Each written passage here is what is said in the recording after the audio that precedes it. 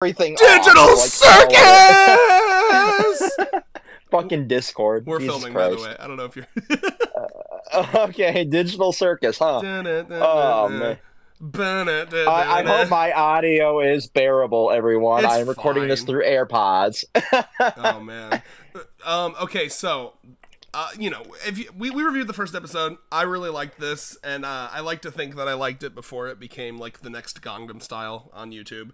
You know, Jesus Christ, I wasn't just a follower. I don't know how. I mean, literally, some weird combination of things, like the stars aligning, made this be like the hugest indie animation like in the history of indie animation ever. It's kind of fucking crazy. And it's really funny to follow Gooseworks on Twitter, who is, you know, just kind of wanted to make like a moderately successful, you know, like, have you ever watched I'm trying to think, what's that one that's like moderately, like a Big Top Burger? You ever watch that? Nope. Oh, really? I wonder if you'd like it. It's like very nonsense humor. Alex Hurst voiced a character in it, believe it or not, so it's like decently big. Really? Yeah, it gets a couple mil per episode, I think. You know, something reasonable like that. I even saw that she answered, because she answers a lot of questions on like Tumblr. Or I think it's Tumblr. It's some kind of format where people can send her questions and she answers them. And one of them was like, if you could push a button to take Digital Circus Pilot from 300 million views to 10 million views, would you do it? And she was like, in a heartbeat, but I don't think Glitch would want me to. Yeah, so she's kind of stressing about how, you know, it becoming the next huge thing. And I think a lot of it has to do with like, despite... it's clearly going to dive into dark subject matter, as well as like, you know, not only it already has, but clearly it's going to continue to. But it's got like this window dressing of being something for kids, right? On the surface, yeah, on the surface, doesn't it kind of remind you of like the classic like Elsa Spider-Man YouTube Kids? You know what I mean? Like, it feels like something that the algorithm's gonna look at and be like, oh, this is for kids, even though I have no doubt that they've been specifying over and over again when they upload this is not for kids, you know. Now, luckily, and with the fact that, like, you know, the narrative, they censor all their swear words. It's like this perfect storm where like YouTube's pushing it out to like everyone, and she's been tweeting out too, like, man, I hope this show finds its target audience, because it's supposed to be like this really deep, like, character study of all these characters. She even said like people are treating abstraction like it's just some like shitty like zombie virus of the week, when really it's supposed to be this like deep thing about like losing your sense of will and going on. So like I'm curious to see if those view numbers will continue as the story goes, or if it'll kind of like narrow down into like more of a Hell of a Boss type viewing figures, like more normal, successful. Yeah, well, I'm already seeing like character assassination video essays popping up on Twitter. Yeah, that's something we gotta talk about. There's 2 episodes. My brother in Christ, chill. The Fall of Jax. The Fall of Jax. My boy did nothing wrong. I will defend my boy until the end of time. I think we have differing views on that, but the same outcome, right? Which is, here's what I'll say about Jax, okay? People, to me, and maybe you'll be able to agree with me on this, because you like assholes, obviously. But I mean, you even that's like your go-to type of woman. Like, you want a woman to like spit on your face, push over your bike, shit in your car, and yeah. Fujimoto and I have a lot in common, don't we? Exactly. Yeah. Except for writing talent. I don't know. I've never seen what I don't know. You write songs, maybe? I don't fucking know. Yeah. Like, my writing talent goes into music. That's it. That's where it goes and dies. Anyway, though, God damn it, I lost the point I was making. Oh, fuck. Oh, Jax, right. So I like assholes. Yeah. Yeah, well, so to me, it's like such a media literacy moment, right? If people couldn't tell from the beginning that he was clearly an asshole. And I think people wanted him to be like a lovable asshole, but I mean, I could tell from the beginning because I'm not fucking stupid, and I rewatched that pilot probably like 27 times because I was obsessed with it. It's pretty fucking obvious that he's not like a lovable asshole, and he like genuinely... He's not Angel Dust. Yeah, exactly. You know? Like, Jax genuinely seems to enjoy tormenting people. I didn't see like a lick of redeemability in that first episode. We might get that, but like, as of now, he's like, oh, what's your worst fear, Ragatha? Bugs? I don't know how he got a fucking centipede. Maybe he like asked Kane to spawn one. You know, boom, they're in there now. You know, he's stealing people's keys to their room and like fucking with their shit. He's literally holding, in this episode, he's holding Gangle, like a blackmail basically, because Gangle has like a weird, creepy, put it in the jar crush on Ragatha, which can't blame Gangle, because Gangle seems to be like this like super socially anxious, scared baby boy / girl. I don't remember the gender of Gangle. I think maybe girl. I think is what I've heard. I don't know, but imagine you're that, and you've been moved to this like world, and the only person that's like nice and reassuring to talk to is Ragatha. Like Ragatha is like the only normal person. Like Kinger's insane. Kinger's like talking to like a schizophrenic homeless person on the side of your road. Zubul intelligently wants nothing to do with any of this, and constantly is just like, nah, I'm good, and goes back to her room. And then Jax is like actively like, I mean, like he's one step away from like shooting up the place, if that's something he can do. And then now, of course, now Jax Pomni, is Jax is like the evil outcome NPC. Like if you go down the game side of this, right, you have like the crazy motherfucker in Kinger, who will probably end up being like the morally good character, and you know, Ragatha being like the god character of like, this is like the duality of everything, right? And then you have Jax over here, who's like Caesar's Legion in Fallout New Vegas, like death to everything.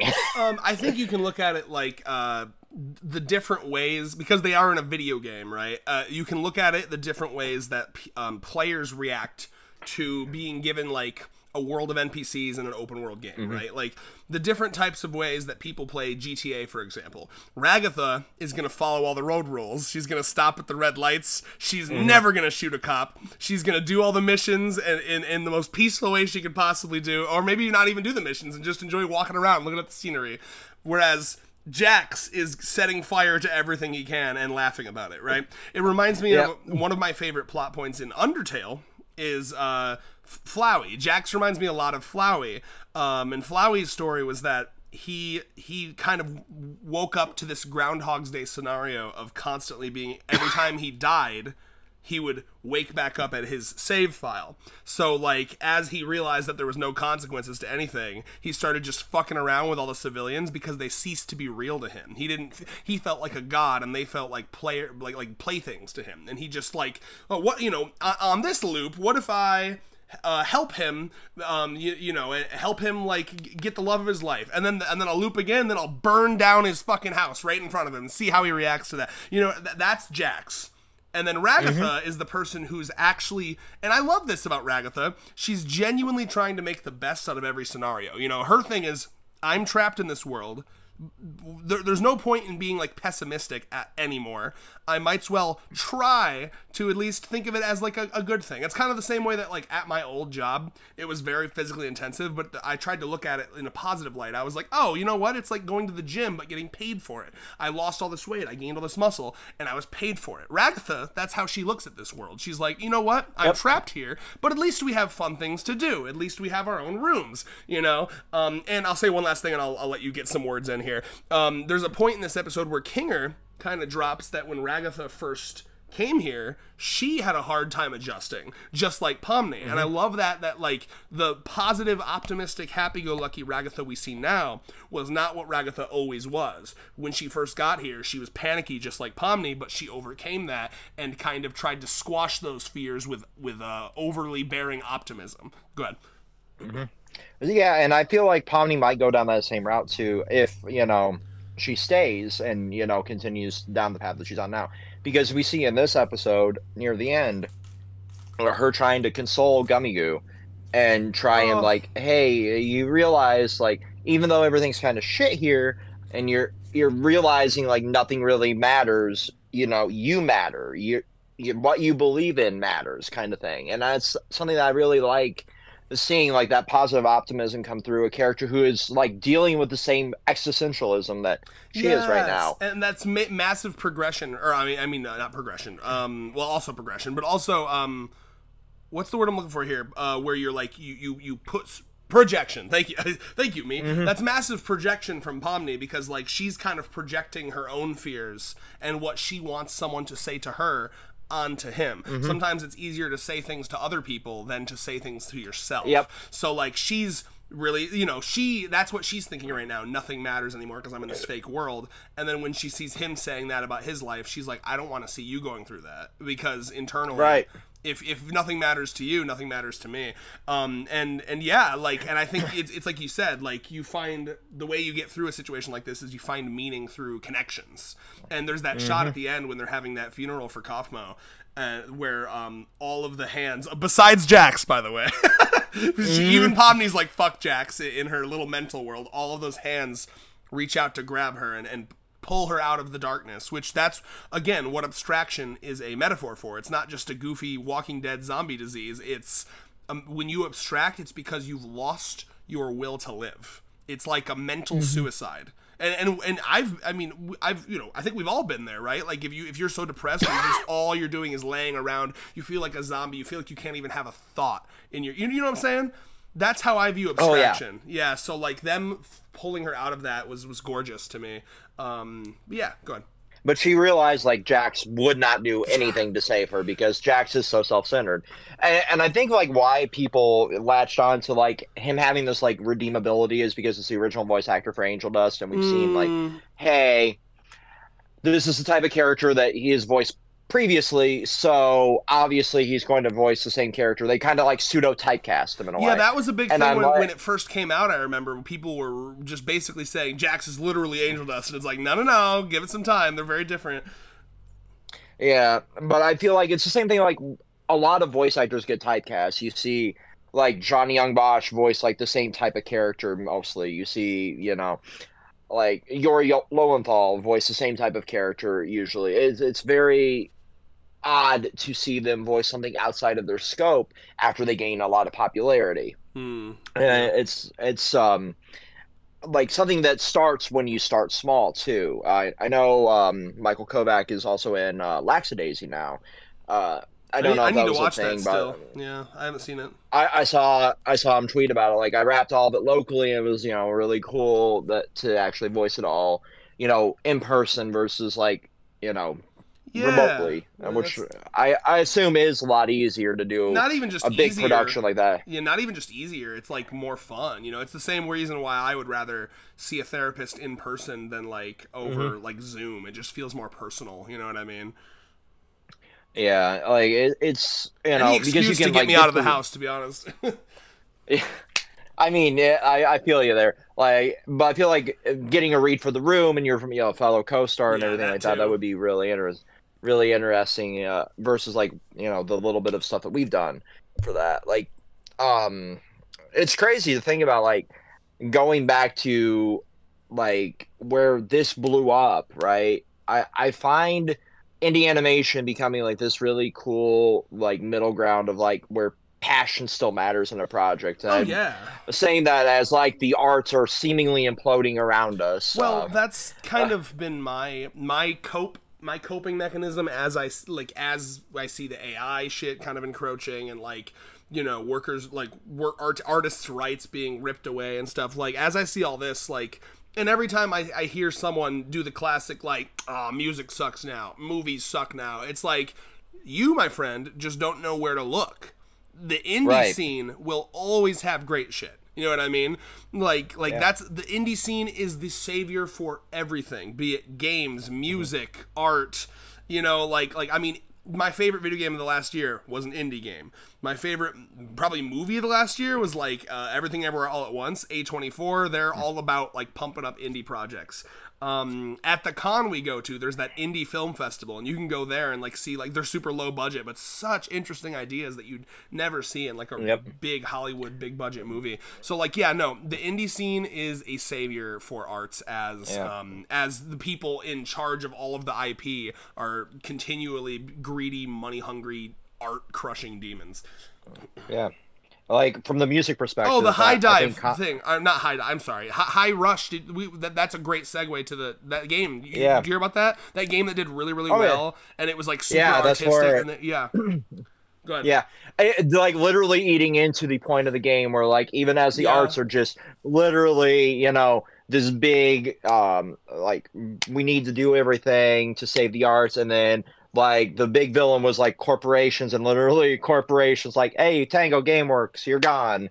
Yeah, Shinji Mikami, who was the original creator of Resident Evil 4, was the studio head for that, and he stayed on for 8 extra years as he helped build that studio up to the point where like he was like, I've done all I can to help get the studio up for success. We have this massive hit. Microsoft loves it. I'm going to retire from the studio now and go do my own thing again.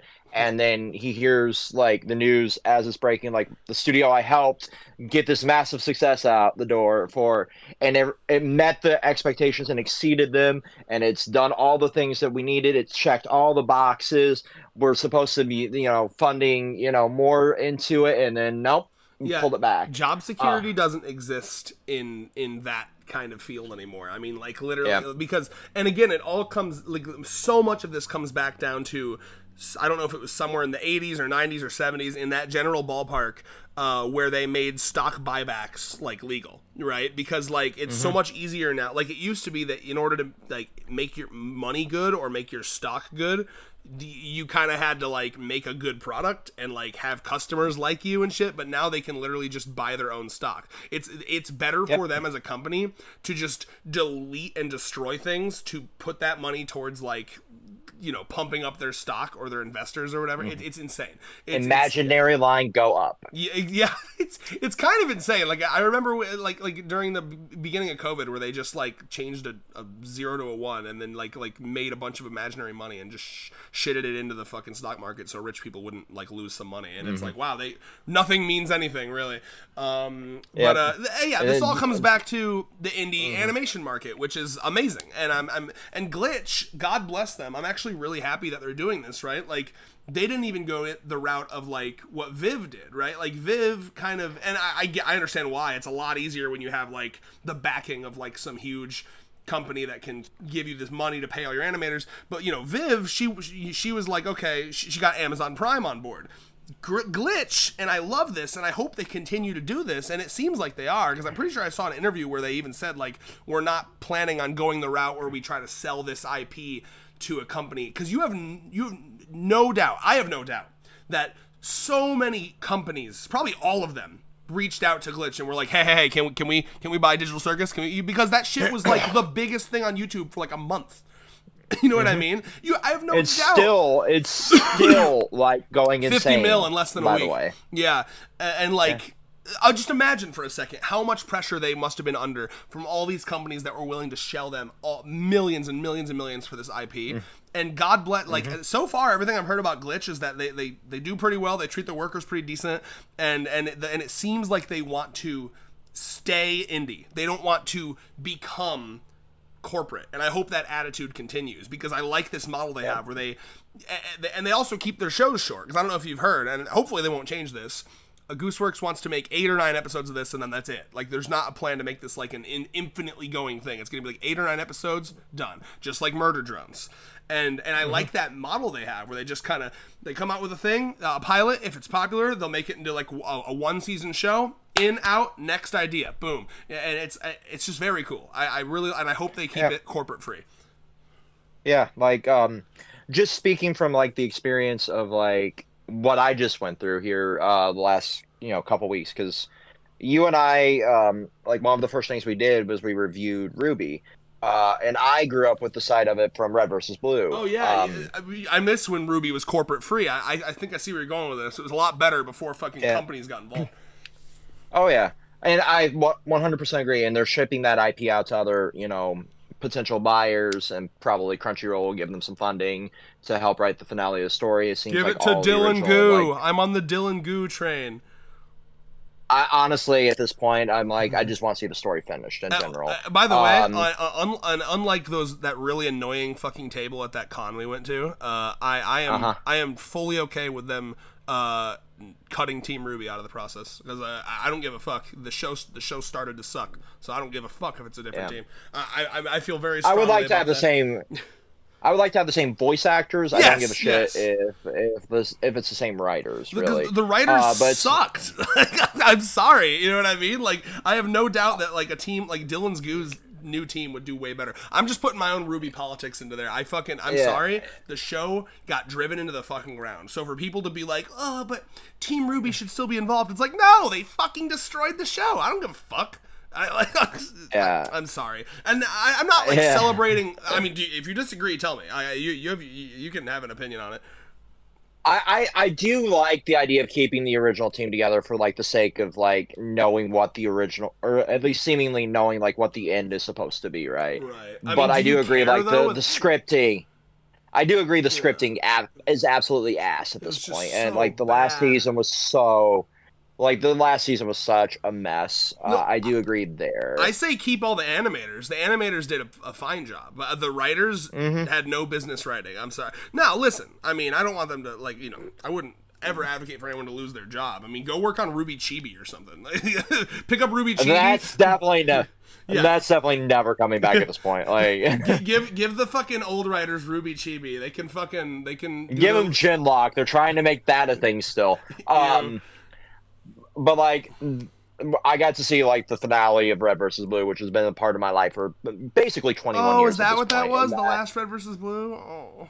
Yeah, that was the finale. It was originally going to be a couple of specials, and they made it into a movie when they heard that Rooster Teeth was going down. And so, like, as one indie animation takes life, another one, you know, wanes out. And it was just kind of this really weird poetic day for me. Like, I'm talking about, like, this indie darling. And that's essentially what Red vs. Blue started as. Like, it was this, like, cultural phenomenon of machinimation and helping bring that back into the limelight. And this is bringing, like, 3D animation and, you know, the wacky, zany, Newgroundsy style of, like, everything, you know, being roped into this, like, dark story is, like, coming back into the light. And it just shows that art is this really unique cycle of ideas coming and going and, you know, making something beautiful. Also, I'm not going to say, like, I'm not going to say, like, I support a lot of the ideas of, you know, Rooster Teeth in the later years, but, like, it was something I had to witness as a fan of it. I paid my $15 to buy final season so I could actually I just get watch it. I just get so butthurt because Ruby was a show that had so much potential for me, and I mean, like, I mean, the writing is just, like, uniquely bad. Like, I mean, it's not even, there's not even, like, something, I don't know, it just felt like every time I watched it, and that's that's why we don't review it anymore. Yeah. I think I was the only one that actually sat through, out of the channel, I think I was the only one that actually sat through the final season that was out so far. I didn't watch the one where they're in Wonderland or whatever the fuck. Last thing I saw was they fell down that fucking endless abyss hole. Yeah. I watched it as somebody that loves Alice in Wonderland, and I'm like, oh, this could be interesting. I already have Crunchyroll. It's on Crunchyroll, so I'm not really, you know, over here shilling a lot of money to them, so fuck it, I'll watch it here. And I'm like, wow, what the fuck am I watching? Well, shifting, do you want to shift back to Digital Circus, maybe? Yeah. So bore people. so like, where we could go from here, because Gummy Goo's dead, well, actually, but we heard that they liked... before we go to, like, predictions, I feel like there's more to talk about in the episode itself. True. Yeah, I mean, because, like, first of all, something I do want to talk about a lot, and I'm curious on your thoughts on this. I am endlessly impressed, and I think this comes down to Gooseworks' style, and, like, because I've seen some of her old work and her humor style from, like, her interviews and stuff. I am endlessly impressed with the visual gags in this story. There's so much attention to, like, the visual gags are, I feel like that's a medium that's almost kind of forgotten about in some modern media, where, like, all the jokes are, like, talking jokes, so, like, dialogue. You know, like, this is, in a way, it's like the antidote to something like Promised Neverland, where that series felt like it was just like a script being read out to us, and, like, characters, like, being wagon pulled from fucking point A to point B. Whereas this show, the characters feel so alive, and all the gags, oh my god, like, okay, couple examples. My man, and don't even tell me it's a Pizza Tower reference, okay? Because people are telling me it's a Pizza Tower reference, him doing, like, those poses, like the beep, beep, beep, beep, beep, beep in the back. I'm pretty sure that's more like a fucking Tony Hawk Pro Skater. Like, Gooseworks is about our age. She's, like, upper 20s. I have a hard time believing it's a fucking Pizza Tower reference, like all these fucking Gen Alphas are saying. I don't know. Do you know what I'm talking about? I don't even know what the fuck... I have no idea what the fuck Pizza Tower is. Like none. I've never watched. Yeah. So well, okay. Do you know the scene I'm talking about? Like it's that the one gummy gator gets like blasted to the back of the truck, and he's like holding it, and he just does that one little like a pose. To me, that's just a reference. They're in a video game, so like it makes sense that would be like a mechanic. And then another one that I really like is when Gummy Goo, he's like looking out of the driver's side window, and then the driver puts his little head down like on his back. That was so fucking cute. Yeah, I love the gag where we have like Pomni stretched to be like a bridge. I was gonna go to that one next. The fucking between the two trucks, and I love all of the random shit that got thrown to potentially save her. Pomni, take this! Take this! It's a fucking life preserver. Take this! It's a fucking anchor that's just inexplicably there, and there's just random knives everywhere. Why are there so many? Yeah, Ragatha going. Why are there so many knives back here? Like, you can just imagine so like stupid. Kane programming the adventure. Like they're gonna need some knives to fight off the bandits. And he just puts like a pile of knives back in the truck. It's fine. It's fine. The fucking other truck just having random spike powers too. It's a fucking Spiny from goddamn Mario. Dude, no, but yeah, so I'm a huge Pomni fan, and something that immediately endeared me to Pomni from like episode 1 was the voice actress, and I'm sure some of this is the voice actress and some of this is the direction, but they were just so excellent at like the voice acting felt so good and natural. It was like really, really naturalistic. Like they'd make little noises. Do you know what I'm saying? Like you know, there'd be a moment where it's like she can't remember her name and she does a little scream, and then it cuts back to her and she's like, "Oh, what's my name?" It's very, and then she'd make little, like if someone like touched her and it surprised her, you'd hear a little like, you know what I mean? Like very good little natural noises. And so there's a moment where when she gets the life preserver thrown at her face, I don't know if you heard it or if you're using headphones or whatever, but there's this little fucking like noise she makes, and she's not like her eyes are going the opposite.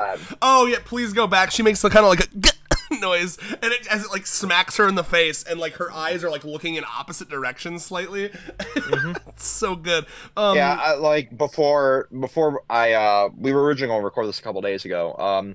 So I had originally rewatched the pilot before, and then episode 2. I'm probably going to do that as we continue reviewing this.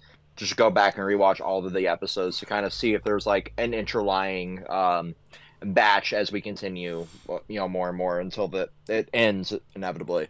Since we're going to have that shorter run of this, it's not like it's going to take a massive amount of time to go back and rewatch this and try and connect the dots, right? Yeah.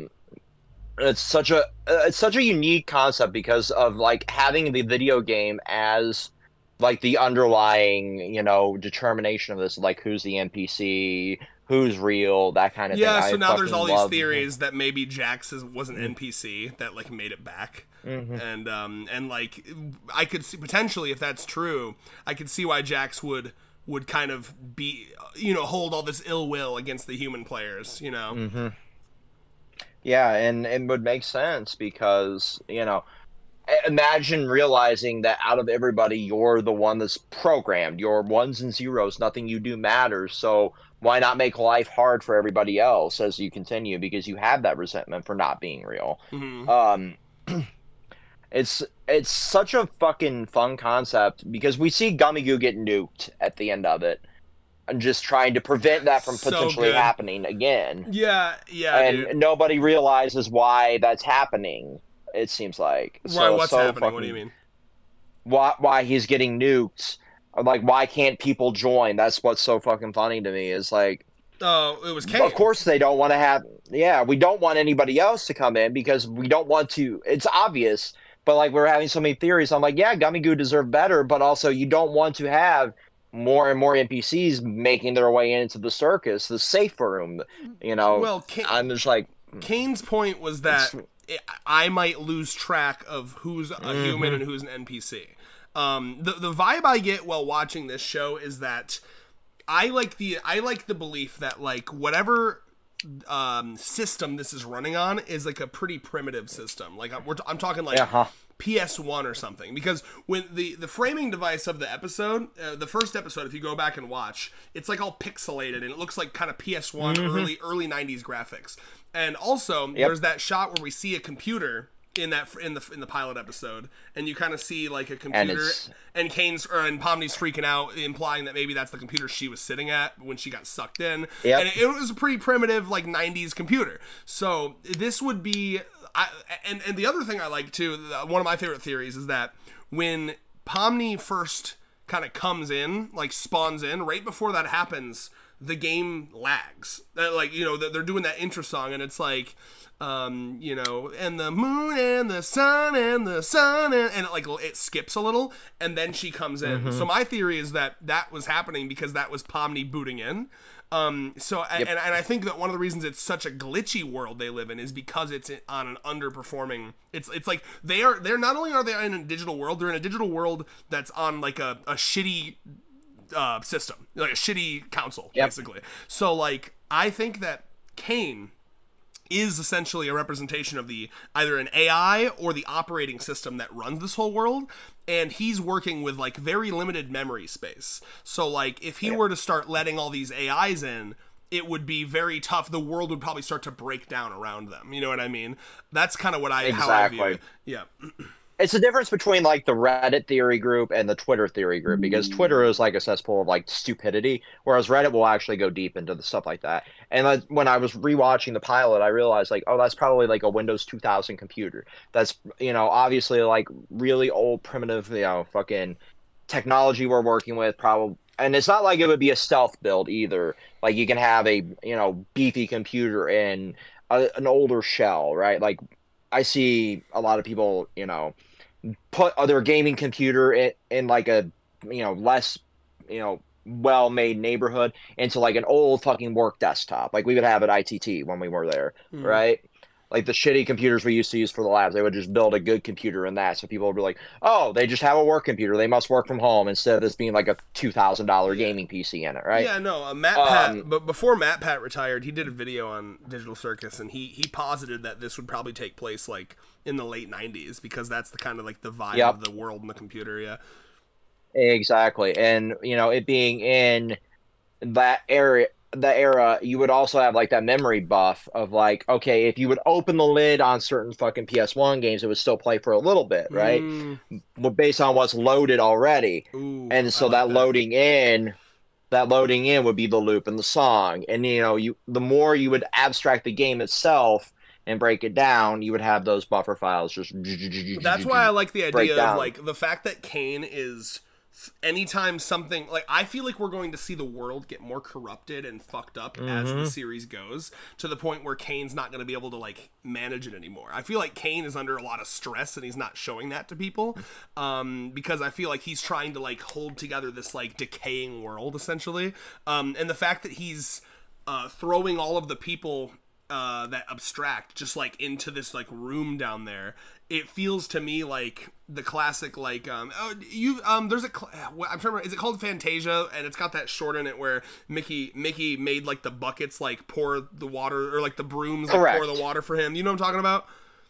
Yep. Yes. You're right. So in that's a classic representation of like sweeping a problem under the rug, but then it like grows into such a huge, it's like a little white lie or a fib that grows into like this catastrophic problem, right? So I'm imagining like what Kane is doing with the world is very similar to that, where like right now, you know, he's burying all of the problems under the cellar, but eventually it's going to burble up to the surface, you know? Yeah. So for those who don't really have a technological knowledge, like Brett and I have a little bit of, or to varying degrees, imagine you have like 99 tabs open in Chrome, and there's a bunch of ads playing in the background, right? And they're all varying like degree, and you're just watching your mouse go across like really slowly, trying to figure out where that one annoying ad is so you can knock it off while you try to close out of everything while your computer kills itself. That's a great metaphor for probably what Kane's going through. That's exactly what will end up being, you know, probably near the end of the series, is like all that bubbling up to the surface and crashing this world and everything decaying around it. And imagine the horror in being in a world that's happening to. I love that as a concept. it's such a unique concept, and that's why I really fuck with this series so far. And I'm hoping to see more and more unique ideas like that too, because we have such a great cast here. We have such great ideas being brought up, and I see the absolute passion coming through with this too. Because with Glitch, obviously, like you were saying earlier, like they had to have been approached No numerous doubt. times by big studios. I have no doubt that A24 is like, here's a blank fucking check, like we gave Vipsy. Here's Amazon coming like, please be our next animated hit. You see Invincible really going well. You see has been taking off on Prime. And you could see studios like Paramount who would probably end up writing this off if it didn't hit some absurd number, like they did with the Rugrats reboot. Yeah. Like, because it was all 3D animation similar to this too. I don't know if you saw any of that. I watched it like 2 or 3 days before it got wrote off because I grew up with Rugrats. I'm like, this is not that great. I could see this being the next. Oh, and it's actually happening. And now they're doing the fucking Fairly Odd Parents reboot in that same art style. Yeah. I'm like, Well, why it's though? funny. Yeah, it's literally why though. Well, that's honestly, and you and I discussed this. Normally, I really don't like this kind of 3D style, but the fact that it's like built into the narrative is genius. And I don't know Right? I don't know if you saw any of, because I get I look for all the Gooseworks interviews. I'm really fascinated on her thought or like her creative process. She specifically said that she had multiple show ideas in mind, but once they told her that it was going to be a 3D, like they didn't have the budget for a 2D one, it had to be 3D. That's when she went with this idea. So like you can tell that she had the same kind of thought processes like one that I or you would have, where it's like, okay, 3D animation is normally kind of off-putting. Most of I feel like a lot of people prefer that 2D animation style. It's just cleaner. It feels, I don't know, more animation. I don't know. I just like it. I think we both like that 2D animation for the most part. Yep. But you can tell that Gooseworks felt the same way and was like, okay, well, if I have to do a 3D animation, I'm gonna make it make sense in the narrative. Like they're in a computer game, and I love that fixes so much shit for me. Like normally I probably wouldn't even have checked this out if that wasn't like the narrative and it like tied into like why the visuals were like that. So Yeah. yeah, Yeah, so like I know it's not your cup of tea, traditionally, but have you seen the new X-Men 97? I've heard very good things. I've literally know almost nothing about X-Men. I've just never, you know what I mean? Like Okay. I haven't even seen the original movies. Okay, so for me, I grew up with the X-Men 92 series. It was one of the shows I used to watch right before and after Power Rangers. You would have it wedged in there. So I was very hesitant to see like modern, Marvel Studio touch it. Originally because you and I have about the same thought process of they've really overextended the MCU and all of that, and it's really Did you hear the recent news that they are officially scaling back?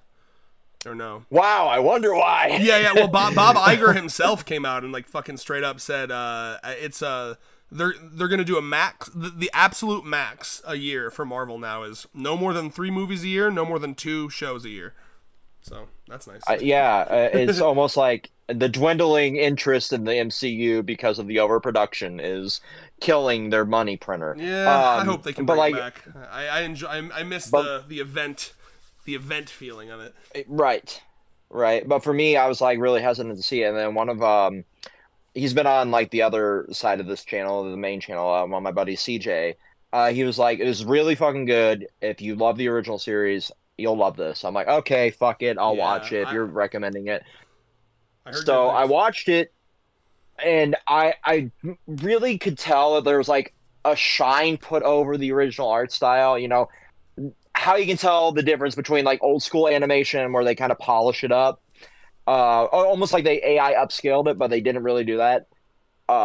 It's like a filter, like a 2D filter over 3D animation because Yeah. Disney really doesn't do 2D anymore. But it matched the style enough to keep me interested. And like the storytelling that's going through it right now is so fucking good. I was blown away. I have not been able to like stop watching it. Yeah, it's always a Every episode marvelous I've been feeling. watching. It's always a great feeling when the creatives can kind of shine through the corporate bullshit. Because behind every creative team, you have like huge executive groups that are like, well, is it going to make us money? Yeah, well, hurry up. We got deadlines. And it's a miracle when the creatives can fucking push through that and make a genuinely great product. So I always appreciate that. So, like, they're going to be doing a Spider-Man continuation too, I guess. Spider-Man freshman year. It's not going to be, like, the same as the OG Spider-Man, but they also might continue that original storyline as well from when I was growing up. So I'm hoping it can capture that same filter of, like, good quality, touching up those old stories, right? Because there was a line in the OG Spider-Man where, like, that was the original Spider-Verse. And then having that line of character pop up in, like, the Beyond the Spider-Verse and having all of them come in made me remember, like, how much I loved that storyline that they had there. And, like, oh, right, they're also paying homage to what created the Spider-Verse event before the comics even. So it was really cool seeing that. So maybe we can have good quality, at least in the animation department from Marvel again. That's really refreshing because DC used to have that, and now everything looks like it's Archer. Oops. And as much as I love Archer, the show, it doesn't work for, like, Hero, shit. And can you hear me? Okay? That's where I'm. Yeah. Sorry, I accidentally. That's kind of like where my. Sorry, I accidentally smacked into my mic. Ooh, yeah. It's okay. But that's kind of like where my. That's kind of like where my thought process is here, because I don't know, like, if this did touch corporate hands, would it have been the same quality, right? No doubt. That's kind of where I'm going with this. Yeah, no, and you know what's really cool too, because I've seen this and I love that they're doing this. They have this attitude of, like, it'll be done when it's done, and they're not rushing it at all. You know what I mean? Like, right. Like, they Helluva Boss is the same way too. Yeah, exactly. And, like, they because, like, Gooseworks was asked a bunch, when will it be done, and her answer was always when it's done. And then when they officially put out a date for it, when they said, okay, we're thinking May, it said May, and then in parentheses, or when it's done. So, like, you can tell they're very like, we're not going to rush our animators, and I really appreciate that. Exactly, and that's something that we need to see more from all facets of the industry, right? Yeah, we not don't just need animation, but exactly, we don't need our fucking artists and creators to be little fucking workhorses just pumping out slop. You know what I mean? Like, our generation, I think, is a lot better at, like, understanding the people behind the art, and we're okay with, like, waiting a little longer for, like, and knowing that the people that are making this stuff are genuinely really enjoying themselves, and when they enjoy themselves, they make a better product. And that's something that Nintendo's always understood, right? Like, the classic story about, like, when the Wii U was doing terrible, Satoru Iwata took a 50% pay cut. Him and the other executives took a huge pay cut, so they didn't have to drop anyone. So I mean, like, we need more companies like that. And obviously, Nintendo has its own problems in other areas, but, like, in that area, that's pretty fucking cool. So yeah, but it's so unique, and I think it's, like, a more of a Gen Z issue of, like, we want it now, we want it now, we want it now, and I'm like, okay, but are you going to go and contribute to it? Are you going to go and help them? Are you going to put in any of your skills? And it might just be, the boomers and us coming out a little bit, but I would rather wait fucking 3-4 years for good quality shit than 75, put through the ringer. This is the most sterile dog shit movie or game or animation on the planet, and this is going to check all of the fucking investors' boxes of, like, this will be infinite money printer. And then it still caused, studios to shut down, and still caused, a bunch of bullshit happening over there where people are living out of their cars. Yeah, there's definitely an unfortunate amount of people that just want their content slop, and they don't ever, like, stop to think, like, hey, maybe it's better to do quality over quantity. You know what I mean? Like, that's one of the reasons why, like, some people that are able to, they'll sit down and they'll be like, yeah, I watched every anime this season, and I'm like, dude, I watch maybe, like, 2 new anime a month max. You know what I mean? And, like, and and then the people that say that, like, oh yeah, I read, like, 30 manga and I watched, like, 20 anime. You know what they're doing? They have it on in a corner screen while they're playing Fortnite, while they're fucking ordering fucking Uber Eats on their cell phone. I feel called out here. Yeah, exactly. But you're not sitting down. If you're doing that, you're not actually, like, engaging and absorbing art. You know what I mean? Like, it's just like just like a constant drip feed of fucking backward. It's just a constant drip feed of, like, background dopamine to, like, make it so you don't think about your depressing life. I've got podcasts playing while I'm playing Fortnite while I'm also ordering food in. God damn you. But like, do you see where I'm coming from though? With like, don't you feel Oh like yeah. if you don't you feel like if you do that, you're not really like absorbing the thing? Like, I feel like Oh yeah. there's some things that it's okay to like I'll listen to like a politics stream while I'm driving, but I'm not gonna be like, oh damn, this new movie that I've been waiting for like 2 years. Let me put it on my fucking phone while I'm driving to work. You know what I mean? There are some pieces of art. There are some pieces of art where I'm gonna sit down, make myself some popcorn, dim the lights, and really enjoy it. And I hope that you have stuff like that. Yeah. Oh yeah, absolutely. Like when I first listen to an album, I make sure I actually sit Yeah. down and enjoy the album. When I first see like watch an anime for the first time, I'm like, okay, am I really engaged in this? Give it a couple episodes. If not, I go on to the next thing. Like, okay, that wasn't really hitting. Here's something else, right? But like if it's something I've seen 3 or 4 times worth of a YouTube video that I've done, I'll throw it on the background while I'm playing Fortnite or whatever. There's a difference between like that first experience or those first couple experiences where you're showing Or if somebody you're else rewatching. this piece of art. Yeah.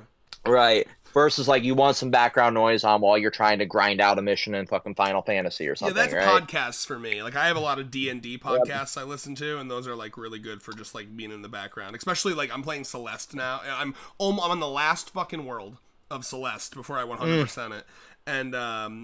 And like there's a lot of levels where I'm gonna be on this same screen for like 3 hours straight because that's kind of where I'm at in that game now. So it's really nice to have podcasts in the background while I'm doing that. Yep. I'll have like the Goons podcast or Fuckface or something like that on in the background while I'm doing something like that. Yeah, absolutely. Yeah, but like, yeah, and we live in such a like a nightmare world where like we've been conditioned from like birth that like efficiency is all that matters in the world. So like I remember like I feel like everyone goes through this and like it's just a question of do you come out the other end learning that it's bullshit or like drinking the Kool-Aid. And what I mean by that is like everyone goes through a moment where they feel like they have to be efficient. Like, well, I feel like I don't feel like I'm doing something unless I'm multitasking. Like, I think we've all fell into that trap in the past, right? Like, if I'm not absolutely multitasking, I feel like I'm wasting my time. But to overpower that worry and just allow yourself to calmly relax and enjoy something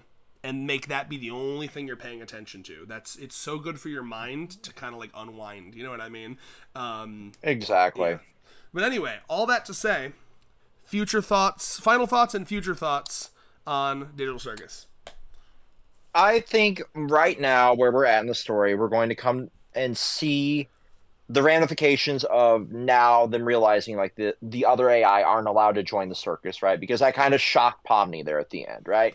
And she's realizing like no matter what she does to make more friends, once the adventure ends, is where that friendship is going to end unless they reuse the AI. I got the vibe that the other people kind of already knew that wouldn't work because Ragatha was like, is that allowed? I don't know if that was ever a thing that either they tried in the past or if, I don't know. I just got the feeling that didn't shock the other ones as much. I feel like the other ones kind of expected it to not work. I feel the vibe I got from Ragatha was like, it's like when you're like the new person at like a job and you're like, do you think the boss will let us have a pizza party? And you're like, maybe you can ask, knowing full well they're going to say no. That's kind of the vibe I got. Only if number go up. Yeah. And so the vibe I got from Ragatha was like, maybe she kind of had a vibe that it wasn't going to work, but she was like, hopefully, maybe he'll change his mind. But yeah, I think that was mostly a Pomni culture shock there. I don't know if anyone else gave a shit, to be honest with you.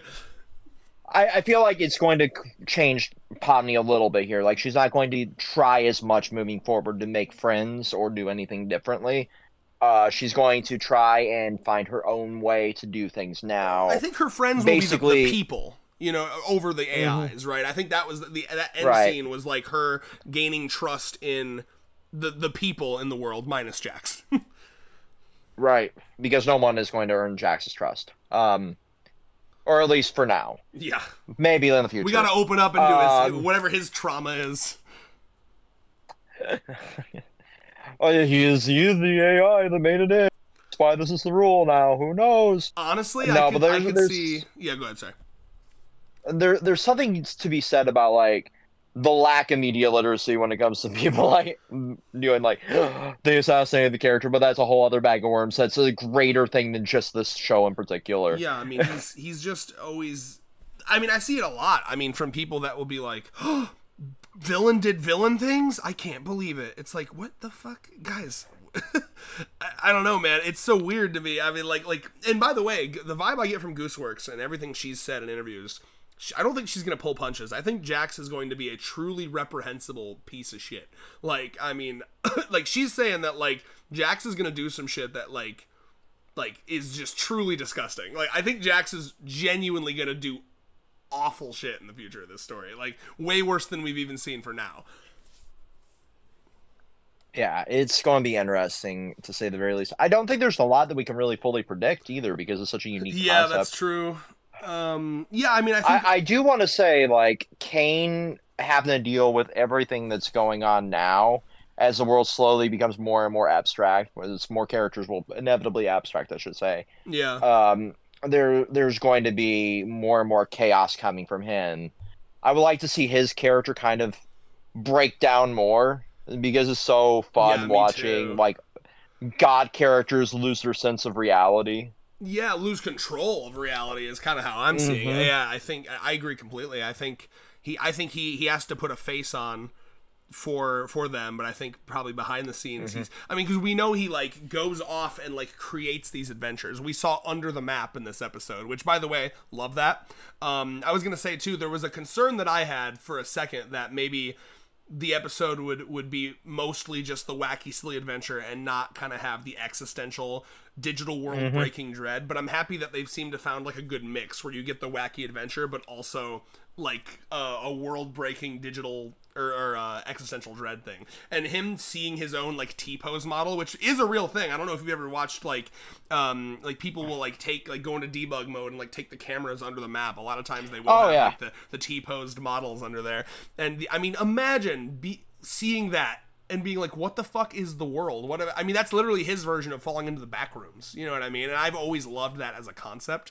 And then the moment too, and we talked so much, like, theoretical shit, we almost forgot to talk about one of my favorite moments of the episode, which is when he thinks of his mom and he's like, wait, why isn't my mom here? Wait, why can't I picture a face for my mom? Like, that moment, because his whole life has been scripted. Even though he just came into existence 30 minutes ago, he has these, like, inputted memories that he's had a whole life. But when he tries to actually go off script and recall those memories, he realizes that I actually don't have a face for my mother in my mind. And that's right. I mean, how fucking terrifying would that be? Honestly, like, I don't think there's a more terrifying concept of, like, slowly losing your mind like that. I guess it would be like the equivalent of, like, us going through, like, Alzheimer's or, dementia. That would maybe be the closest we could get to it. That's why I always really liked, I mean, I've always loved The Matrix as a movie, because of that, like, that concept of, like, the world around you is not real is, like, a super fascinating concept. I love The Matrix. I love the back rooms. I've always that's such a cool concept. And, like, I mean, basically what happened in this episode was Pomni got to talk to someone who's less fortunate than her. Right? She thinks she's going through the worst, and then she met someone who's going through it even worse. It actually kind of reminds me of the Rick and Morty episode, where they keep going deeper and deeper into the car battery. You know what I mean? Like, at first it's like, oh, you are the fake civilization that powers Rick's car. And then you go even deeper, and it's like, you are the fake civilization within the fake civilization that powers Rick's car. And then finally there was that last guy that was like, so he's from a fake world, and that guy's from a fake world that guy made, and I'm inside of both of those fake worlds, and then he just killed himself. That's essentially what the NPC, like Pomni is a real person that got sucked into a fake world. This guy is a fake person in a fake world. He's like a whole level deeper into the trauma and the tragedy and the depression. So I loved that. That was great. Uh-oh, you dead? Honestly, like, there is, like, so much to be said about something like that. Sorry, I muted my mic to take a piss. Oh, nice. But, like, there's so much to be said about something like that, because you're right, like, it does kind of the Rick and Morty episode, right? And I never really thought of that, but, like, I just thought of that, like, just now. So much to be said about, like, a level and within a level within a level. And I love shit like that. That was one of my favorite Rick and Morty episodes, because it gave so much freedom of creativity to, like, break down levels of existentialism. And I love when you see those levels kind of have their own little breakdown. And you're right, like I love the Matrix.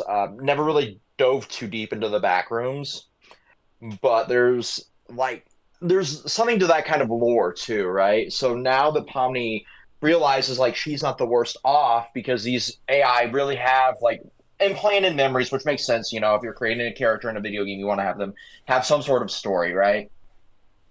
Especially if they're like quest givers, because he was like part of this quest, or you Yeah, know, yeah. important to this. He mentioned in the beginning that the AI were going to be way more immersive, which is fucked. Which means that he's like improving his AI to be like more like believe that they're actually real. I mean, that's fucked. Yeah, honestly, like because in that generation of gaming, right, we didn't until like say like even like OG like Final Fantasy had like a level of character depth, but not to the level of something like say if we're going 90s Final Fantasy 7. This is standard for a lot of people, right? So like 97 was when we started seeing a lot of like this in-depth character and stuff like Cloud and Sephiroth and all of the characters like Sid and Yuffie, all of them having their own like unique, you know, personality traits and everything. But we hadn't seen stuff like that from like our cast members, you know, before that, as much as like say just random NPC one generation out, right? Well, So like you know the what's PS2 you era. know what's interesting is like in Final Fantasy VII, like a game like that, and like mostly every game that's been made up till now, it's not really an AI. It's like a script that the AI is reading, right?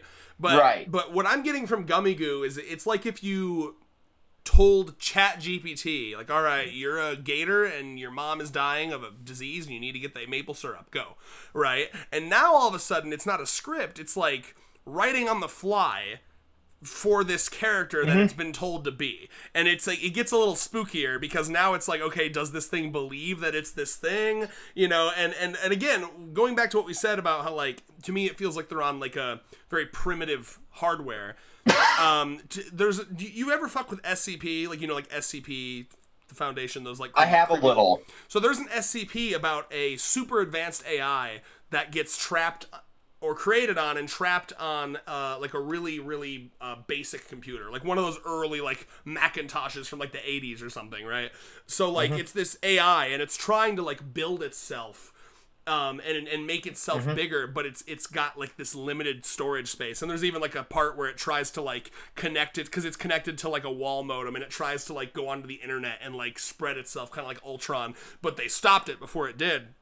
So now it's this super advanced AI that's stuck on like a shitty little computer. So his memory is only like 2 minutes long and shit, but he's like super smart because he's like taken everything that computer has to like devote to like his running. So anyway, I like the idea that again, like Kane is doing everything he can within the confines of like this shitty computer they're running on. I really like that idea, and I hope that's true because that makes it a little. And I think that's why it's so glitchy. I think that because this world is like stupidly glitchy, like more glitchy than any game I've ever played, you know what I mean? Like it's like a fucking Assassin's Creed game day one.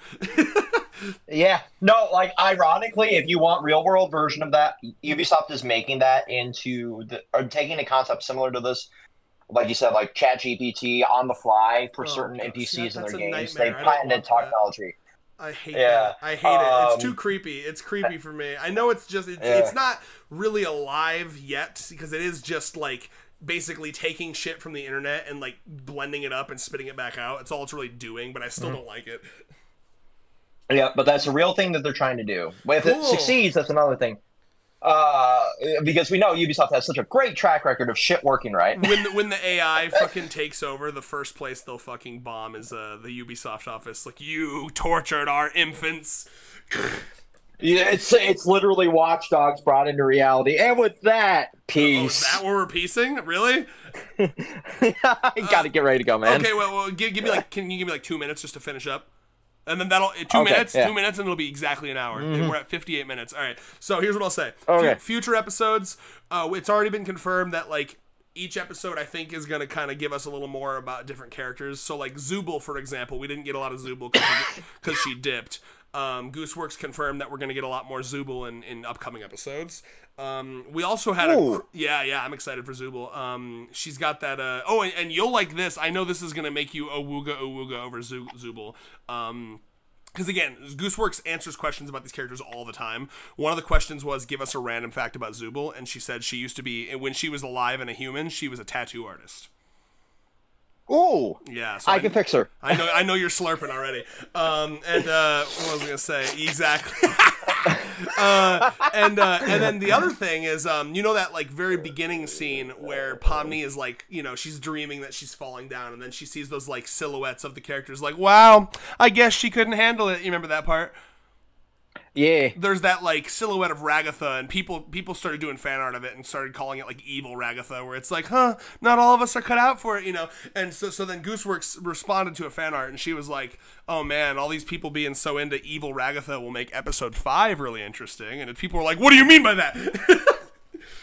Oh no, we've got anti-Aqua, but it's anti-Ragatha. Jesus Christ. Maybe, love that. yeah, maybe there's gonna be like a fucking weird NPC Ragatha copy clone. I have no idea what that is implying, but that's interesting too. But yeah, so honestly, in terms of going forward, I'm excited to see more character stuff, because she basically confirmed it's like, you know, it's gonna be mostly a character-centric story, which all the best stories are. So I'm really excited to learn. And Gangle too, because every episode we're about to see, because Gangle has a happy mask and a sad mask. We almost see happy Gangle, and then something happens to Gangle where they're sad the whole episode. So I need to see happy Gangle. And now we know canonically that Gangle's a fucking perv, and she's like fucking jerking off her little ribbons to Ragatha. Jerking off her little ribbons. Remember, I hate that that's not right. It's also been confirmed that none of these characters are minors. The youngest is like Jax at like 21. Oh, that's good. People can't be weird. Which if that's to be believed, that means, like, I don't know if she just threw out a number for Jax or if that confirms he's not an AI. I have no idea. But yeah, she did give ages for all of them. I love that. That's so good. Pomni's like 24, man. I think. Yeah. That's good. That's good. Yeah, I love that we've gotten to a point into, like, canon history that we need to give ages to our characters so people aren't fucking weird on the internet. Honestly, it's so disturbing. Yeah, just, I mean, if I make a show, they're all going to be fucking... Oh, here we go. I got the ages. I got the age list. So you ready? Pomni is 25. Jax is 22. Ragatha is 30. Zubul is 22. Gangle is 26. And Kinger is 48.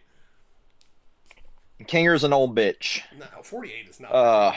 You're like 15 years away from that, buddy. Shh. It's okay. And with that, Vex being old, dying, and decrepit. Peace. Peace.